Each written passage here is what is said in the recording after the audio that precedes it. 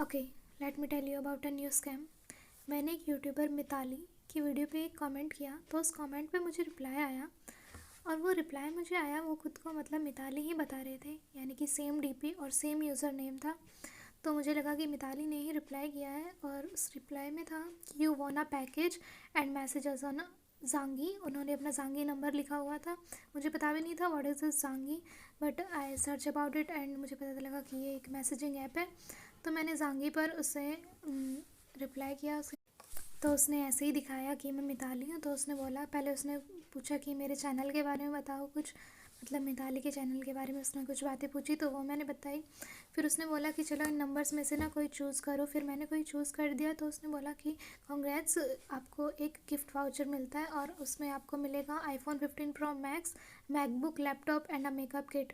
I was like, मतलब मैं तो ये सोच रही थी मिताली है, तो मैं तो बहुत खुश हो गई थी। तो फिर मुझे लगा चलो ठीक है। फिर उसने ना एक और लिंक भेजा। तो उसने बोला कि ना ये जो कोरियर कंपनी है उसका जांगी नंबर है, आप इस पर मैसेज करो और जैसे जैसे भी बोलते हैं आपको वैसे वैसे करना है। तो मैंने उस पर मैसेज किया। उन्होंने मेरे से पूछा एड्रेस वगैरह, और उन्होंने बोला कि आपको ना 3000 रुपये पे करने हैं। तो मैंने बोला 3000 for what. So they side की शिपिंग के लिए, और जब आप ये पैसे पे करोगे तो हम आपका जो कोरियर का जो पैकेजिंग प्रोसेस है वो स्टार्ट कर देंगे। तो फिर मैंने उससे बोला, जो मिताली बन रही थी, कि ये ऐसे ऐसे 3000 रुपये मांग रही है। तो उसने बोला कि ओके, आप एक काम करो, आप 2000 पे कर दो और 1000 मैं पे कर दूँगी। तो बट मैंने वो भी पे नहीं किए। तो और फिर उसके बाद मुझे कोई रिप्लाई नहीं आया। फिर मैंने अगले दिन, तो मुझे पता चला कि वो तो मिताली थी ही नहीं, वो कोई और थे।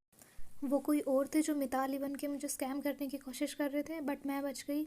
सो होप आप सब समझ गए होंगे